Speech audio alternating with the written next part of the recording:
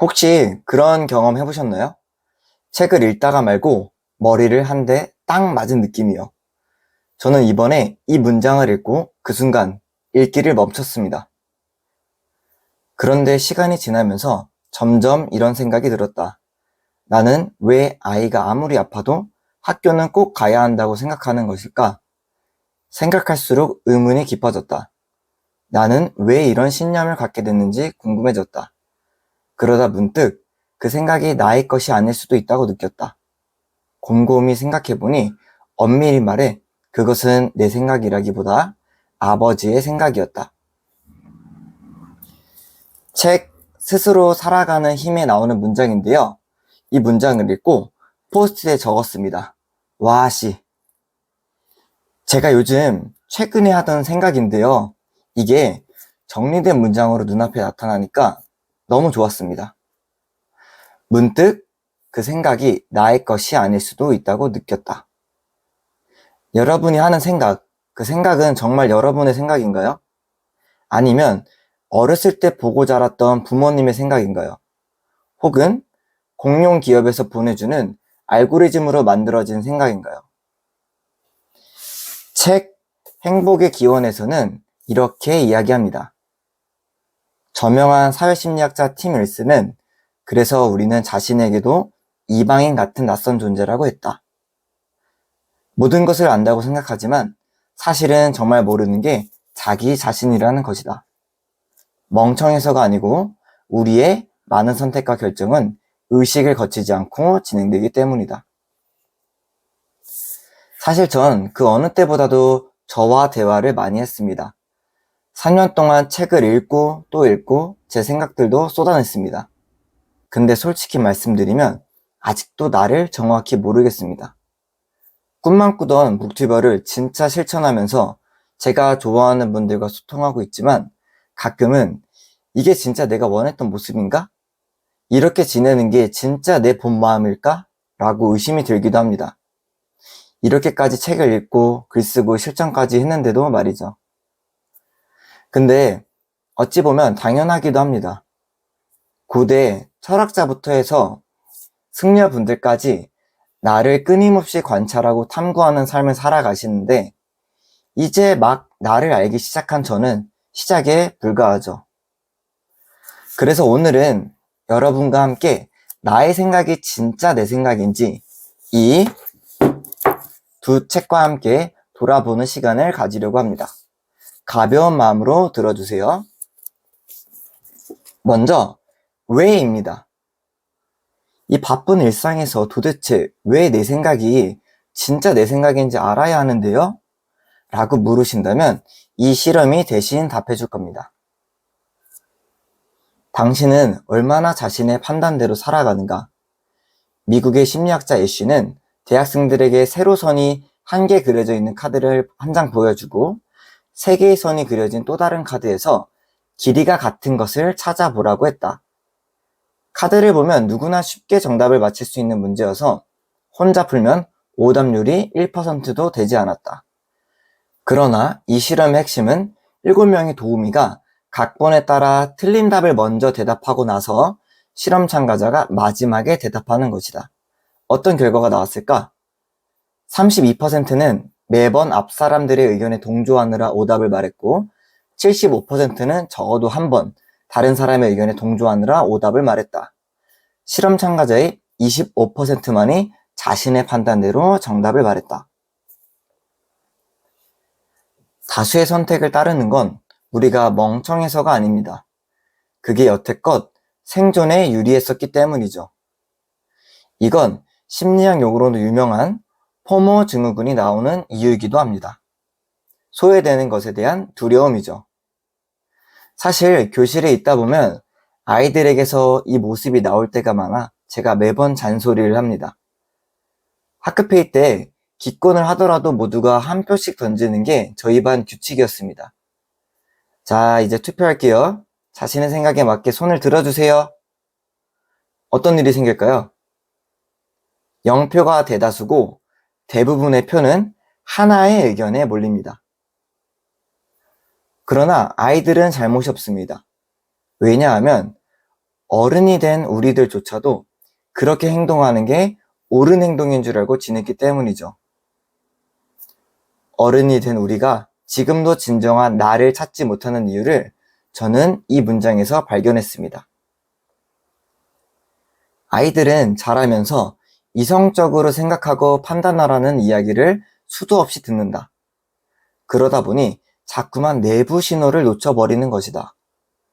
인생의 중요한 문제일수록 자신이 좋은지 싫은지를 잘 느끼는 것 자체가 중요한 판단 기준인데도 불구하고 점점 느끼지 못하게 된다. 결국 감정을 잘 느낄 수 없으면 우리는 자신이 누구인지를 잃어가고 스스로 무언가를 행동할 수 없게 된다. 나의 마음을 알고 나만의 기준을 세워야 할 시기에 남들이 만들어 놓은 시스템에서 자란 우리들이었기에 아직도 나를 찾지 못하는 것 같습니다. 저도 그렇고 어른들도 내 생각을 표현하는 것이 쉽지 않은 게 현실입니다. 하지만 바닷물 속에서 의도적으로 빠져나오지 않는다면 매번 파도에 부딪히면서 휩쓸려 다닐 수밖에 없습니다. 책 행복의 기원에서도 이렇게 이야기합니다. 타인을 의식하는 것이 습관이 되다 보면 내가 아닌 타인의 시각을 통해 매사를 판단하고 평가하게 된다. 심지어 자신의 행복마저도. 선생님, 아이들 1학년 입학 전에 한글 떼고 가야 되나요? 선생님, 다른 애들은 벌써 중1 수학 들어갔다는데 학원 보내야겠죠? 이런 질문을 받으면 저는 이렇게 이야기합니다. 아이가 좋아하면요. 생각의 중심, 판단의 중심은 언제나 내 생각, 내 아이여야 합니다. 철학자 니체는 이런 말을 남겼습니다. 자신에게 명령할 힘이 없는 사람일수록 자신에게 명령을 내려줄 사람을 찾는다. 그렇다면 어떻게 내 생각을 만들 수 있을까요? 두 번째 이야기를 간단하게 나눠보겠습니다. 스스로 살아가는 힘에서는 이렇게 말해줍니다. 결정도 연습이 필요하다. 내 생각을 만들려면 내 생각을 머리가 아닌 몸으로 옮겨야 합니다. 생각을 밖으로 꺼내야 진짜 내 생각이 보이기 때문이죠. 하지만 이게 말이 쉽지 내 생각대로 결정하지 못하는 사람들에게는 큰 벽이기도 합니다. 이처럼 스스로 결정을 못 내리는 분들에게는 한 가지 공통점이 있다고 합니다. 잘못에 대한 책임을 지고 싶어 하지 않는다. 혹시 내 생각이 틀렸으면 어떡하지? 저 사람대로 생각했으니까 틀려도 괜찮아. 내 생각대로 한 행동이 혹시나 잘못됐을 경우 책임은 온전히 나의 것이 되기 때문이죠. 이건 진정한 어른이 되는 단계이기도 합니다. 국어사전에서는 어른을 이렇게 정의합니다. 다 자라서 자기 일에 책임을 질 수 있는 사람. 아이들이 아이들인 이유는 자신이 뭔가 잘못했을 때도 친구 탓을 하거나 환경 탓으로 돌리면서 자신을 바로 보지 못하는 경우가 많기 때문입니다. 어른은 자신의 생각대로 한 결과물을 책임질 수 있는 사람을 뜻합니다. 내 생각대로 한 일에 내가 책임을 질 수 있는 게 진짜 어른인 거죠. 자율적인 사람은 인생이라는 책의 내용을 채울 책임이 바로 자신에게 있음을 알아차리고 하루하루 그 내용을 채워가는 사람이다. 자기 인생의 작가가 되어 스스로 이야기를 만들고 캐릭터를 풍부하게 그려가는 사람이다. 좋은 순간은 좋은 순간대로, 힘든 순간은 힘든 순간대로 묵묵히 기록해가는 사람이다.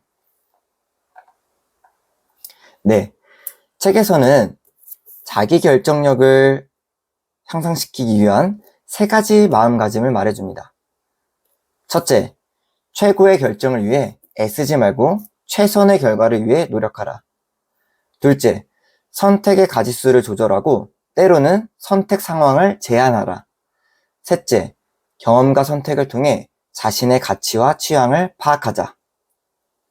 저는 그 중에서 최고보단 최선을 말씀드리고 싶습니다. 북튜브 영상 1개를 올리지 못해서 몇 날 며칠을 잠을 못 잘 정도로 스트레스를 받았습니다. 그랬던 제가 시작할 수 있었던 것도 70점짜리 채널을 만들자는 마음이었습니다. 마이너스 30점으로 남들이 봤을 땐 허술해 보일 수도 있지만 아직 영상이 한 개도 없는 90점짜리 채널보단 낫다고 생각했습니다. 그렇게 한 개를 올리고 2개, 3개가 되니까 어느덧 10편을 넘겼습니다. 가끔은 문법이 틀릴 수도 있고 영상도 영 이상할 수도 있지만 제 탓을 하진 않습니다. 제 생각으로 결정하다 보니 저만의 생각이 단단해졌습니다. 어차피 내일도 책을 읽고 글을 쓰는 저는 변함이 없으니까요.